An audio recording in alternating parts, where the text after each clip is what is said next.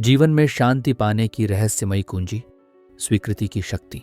यह कहानी एक छोटे से गांव की है जहां एक बुद्धिमान संत रहते थे। संत का नाम स्वामी आनंद था और उनके पास जीवन के बारे में गहन अंतर्दृष्टि थी।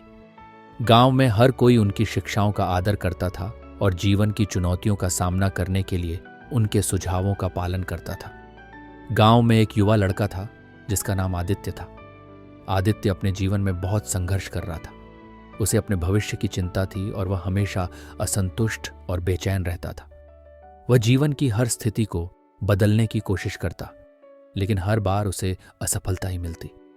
एक दिन वह संत स्वामी आनंद के पास गया और बोला, स्वामी जी, मैं अपने जीवन में शांति पाना चाहता हूं, लेकिन मुझे हमेशा ऐसा लगता है कि कुछ ना कुछ गलत हो रहा है।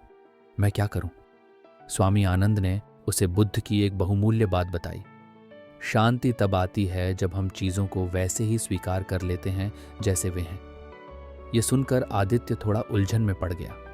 उसने पूछा, लेकिन स्वामी जी, यदि हम चीजों को वैसे ही स्वीकार कर लें तो हम कैसे आगे बढ़ेंगे? इस पर स्वामी आनंद ने मुस्कुराते हुए कहा, चलो तुम्हें एक कहानी सुनाता हूं। स्वामी ने एक किसान की कहानी सुनाई जिसका नाम रामू था। रामू के पास एक छोटा सा खेत था जिससे वह अपने परिवार के लिए खाना उगाता था।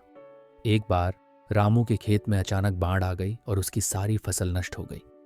रामू बहुत दुखी हुआ और वह सोचता रहा कि अब उसकी किस्मत खराब हो गई है। लेकिन रामू ने हार नहीं मानी। उसने परिस्थिति को स्वीकार कर लिया और सोचा कि शायद इस बाढ़ ने उसे कुछ नया सिखाने का मौका दिया है। उसने नए उत्साह से काम करना शुरू किया और अपने खेत में नई फसलें बोनी शुरू की।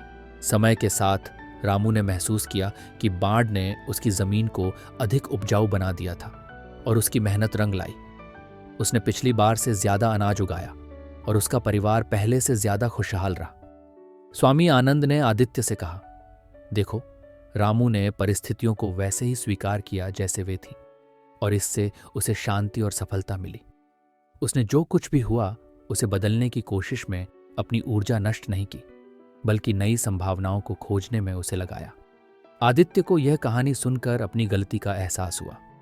उसने समझा कि जीवन की हर परिस्थिति में कुछ न कुछ सीखने को होता है। शांति वही पाता है जो अपनी स्थिति को स्वीकार कर लेता है और उससे कुछ नया सीखने की कोशिश करता है। उस दिन के बाद आदित्य ने जीवन में आने वाली हर चुनौती को एक नया सबक समझकर स्वीकार करना शुरू कर दिया। वह धीरे धीरे अपने जीवन में शांति का अनुभव करने लगा और उसने सीखा कि वास्तव में शांति पाने के लिए हमें चीजों को वैसे ही स्वीकार करना होगा जैसे वे हैं।